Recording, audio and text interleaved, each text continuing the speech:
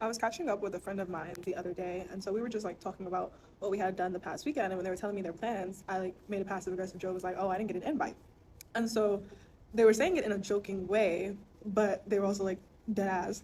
I was like, "Well, Jordan, you're always busy, da da da da." And so when you said you had X, Y, and Z going on, I didn't think to invite you because I'm like, she's busy. And I was like, "Oh, well, you could have still invited me." And they just laughed and was like, "Bruh, literally." If someone invites you to 10 things, you're only coming to one of them. Like, it's not even, I don't know why you're trying to act like you were even going to show up in the first place. And it made me laugh because, for one, it was like true as F. But also the fact that more people have to get comfortable with saying no to things that they don't want to do. Because the reason why I say no so much is because I made like a pact with myself years ago when I was like 19, 20, 21 in undergrad. I'm 25, by the way. When I was like in undergrad and stuff like that, because I started to notice how me always saying yes to my friends' plans or what they wanted to do or whatever, how eventually I started to get like irritable and just having all these different negative emotions of feeling like, oh, I could have been doing this with my time or whatever like that. Kind of even a little bit resentful towards them of just like, why are you occupying my time? Like, because time is really valuable, time is really important. And we only have one life. Like, that's it.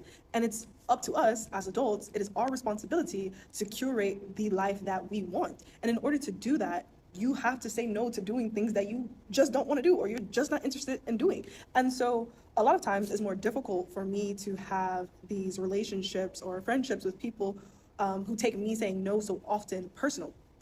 And so of course, like any normal, and I don't take it personal because it's normal. Like if you invite someone, if you're constantly inviting someone to something and they're constantly saying no, it's to me, I don't take it personal that they take it personal because it's like, yeah, well, I always invite them, they never show, so I'm gonna stop inviting them.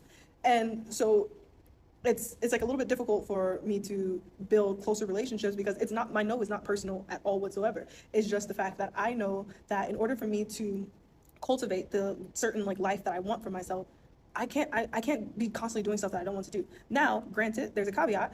In order for you to have community, you have to be able to be in community, meaning that you have to show up for people, and showing up and supporting that person means sometimes you are saying yes to doing things and going to places that you wouldn't particularly want to do or go to, and that is fine.